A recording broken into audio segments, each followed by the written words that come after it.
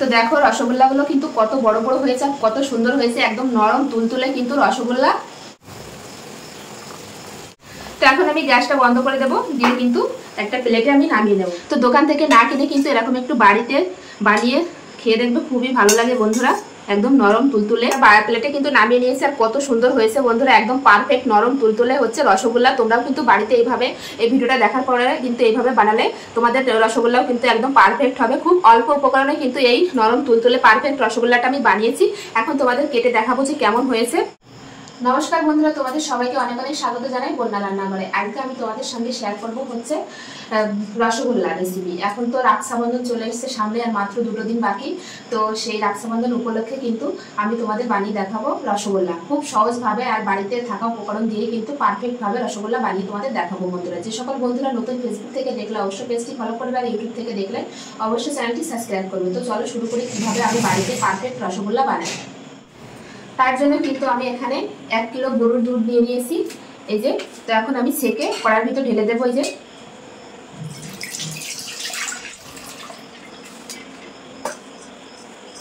এখন আমি দুধটা কিন্তু খুব ভালোভাবে জাল করে নেব।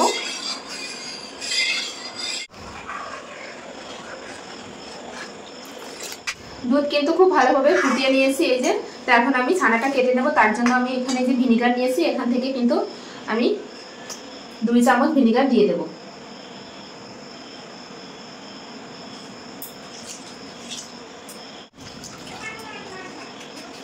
দিয়ে এবার আস্তে আস্তে কিন্তু নাড়তে থাকবো।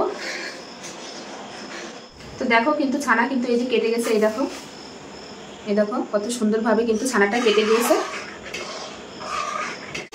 এখন কিন্তু আমি গ্যাসটা বন্ধ করে দিয়েছি, দিয়ে কিন্তু একটা এই যে ছাঁকনির সাহায্যে কিন্তু আমি ঢেলে নেবো ছাঁকনির উপর। তোমরা চাইলে যে কোনো সুতির কাপড়ও কিন্তু ঢেলে নিতে পারো।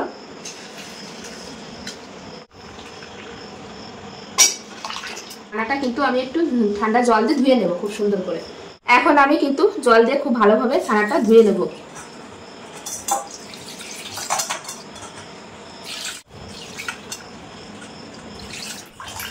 খুব সুন্দর করে কিন্তু ছানাটা আমি ধুয়ে নিয়েছি। এখন কিন্তু এভাবে রেখে দেবো, এর ভিতর যে এক্সট্রা জল আছে সেই জলটা কিন্তু ঝরে যাবে। ছানা থেকে কিন্তু জলটা ঝরে গেছে। এখন কিন্তু একটা প্লেটে আমি ছানাটা নামিয়ে নেব। ছানার ভিতর দিয়ে দেবো হচ্ছে 1 চামচ ময়দা। 1 কিলো দুধের জন্য কিন্তু আমি এখানে 1 চামচ ময়দা দিয়ে দিয়েছি। তোমরা যদি দুধের পরিমাণটা বেশি হয় তাহলে কিন্তু 2 চামচ দিতে পারো। এখন আমি কিন্তু হাতের এই তালুর সাহায্যে কিন্তু ছানাটা খুব ভালো করে মেখে নেব। এই হাতের তালুর সাহায্যে কিন্তু আমি ছানাটা খুব ভালোভাবে মেখে নেব। যত মাখাটা ভালো হবে তত কিন্তু সুন্দর, রসগোল্লাটাও কিন্তু তত সুন্দর হবে। ছানা কিন্তু ছানা মাখা হতে হতে কিন্তু এই সাইডে আমি চিনির শিরাটাও বানিয়ে নেব। তো এখানে আমি দিয়েছি 1 বাটি চিনি। এই বাটির মাপ করে কিন্তু 3 বাটি জল দিয়ে দেব। মাপটা ঠিক রাখবে, তাহলে কিন্তু রসগোল্লাটাও কিন্তু পারফেক্ট হবে। তো আমি এখানে 3 বাটি জল দিয়ে দিয়েছি। এটা কিন্তু খুব ভালোভাবে ফুটিয়ে নিতে হবে। এইভাবে মাখতে মাখতে দেখো কিন্তু এই যে প্লেট থেকে কিন্তু ছেড়ে আসছে। তো আর একটু মেখে নেব। খুব সুন্দর করে কিন্তু ছানাটা মেখে নিয়েছে। আমি দিয়ে দেবো এখানে সামান্য পরিমাণ একটু বেকিং পাউডার দিয়ে কিন্তু খুব সুন্দর করে আবারও মেখে নেব। ছানা কিন্তু খুব সুন্দর করে মেখে নিয়েছে। আর এই দেখো প্লেট থেকে কিন্তু খুব ভালোভাবে ছেড়ে যাচ্ছে, এই যে দেখো একটু কিন্তু প্লেটের গায়ে লেগে নেই। তো এখন আমি রসগোল্লাগুলো তৈরি করে নেব। তো এখন আমি এই যে একই সাইজের কিন্তু সব লেচিগুলো কেটে নেব, তাহলে একই সাইজে কিন্তু রসগোল্লাগুলো হবে। তো তোমরা তোমাদের পছন্দ অনুযায়ী কিন্তু শেপ দেবে, বড় ছোট। তো এখন হাতের সাহায্যে কিন্তু আমি গোল করে নেব। তো দেখো একটা রসগোল্লা কিন্তু আমি বানিয়ে নিয়েছি। এইভাবে কিন্তু সবগুলো বানিয়ে নেব। এই যে একইভাবে কিন্তু সব রসগোল্লা এই যে বানিয়ে নিয়েছি। এখন দেখা যাচ্ছে ছোট, কিন্তু এইগুলো রসের ভিতর দিলে কিন্তু ফুটিয়ে নিলে অনেকটাই কিন্তু বড় হয়ে যাবে। চিনির শিরাটাও কিন্তু টকবগিয়ে ফুটে গেছে। এভাবে ফুটন্ত অবস্থায় কিন্তু রসগোল্লাগুলো ছাড়তে হবে। আর গ্যাসের ফ্লেমটা কিন্তু লো করলে চলবে না, একদম হাইতে রাখতে হবে, তবেই কিন্তু রসগোল্লাগুলো একদম পারফেক্ট হবে। তো এখন আমি একটা একটা করে রসগোল্লা কিন্তু দিয়ে দেবো এই ফুটন্ত রসের ভিতর।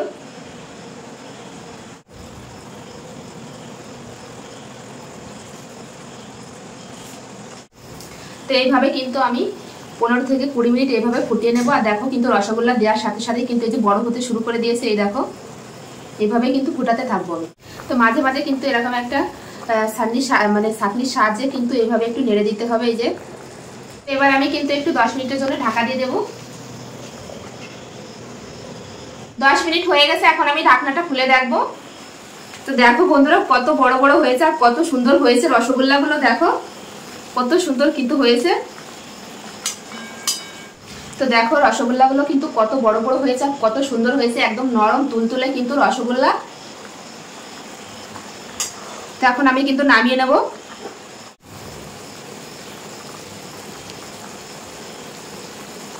তো এখন আমি গ্যাসটা বন্ধ করে দেবো, দিয়ে কিন্তু একটা প্লেটে আমি নামিয়ে নেব। আর রসগোল্লা দেখো কত সুন্দর হয়েছে, এই দেখো। তো দোকান থেকে না কিনে কিন্তু এরকম একটু বাড়িতে বানিয়ে খেয়ে দেখবে, খুবই ভালো লাগে বন্ধুরা, একদম নরম তুলতুলে। তো আমি একটা প্লেটে কিন্তু এই যে সব রসগোল্লাগুলো কিন্তু নামিয়ে নেব, নামিয়ে তোমাদের দেখাবো কেটে কতটা নরম হয়েছে আর কতটা সুন্দর হয়েছে। তো দেখো একটা প্লেটে কিন্তু নামিয়ে নিয়েছে আর কত সুন্দর হয়েছে বন্ধুরা, একদম পারফেক্ট নরম তুলতুলে হচ্ছে রসগোল্লা। তোমরাও কিন্তু বাড়িতে এইভাবে এই ভিডিওটা দেখার পরে কিন্তু এইভাবে বানালে তোমাদের রসগোল্লাও কিন্তু একদম পারফেক্ট হবে। খুব অল্প উপকরণে কিন্তু এই নরম তুলতুলে পারফেক্ট রসগোল্লাটা আমি বানিয়েছি। এখন তোমাদের কেটে দেখাবো যে কেমন হয়েছে।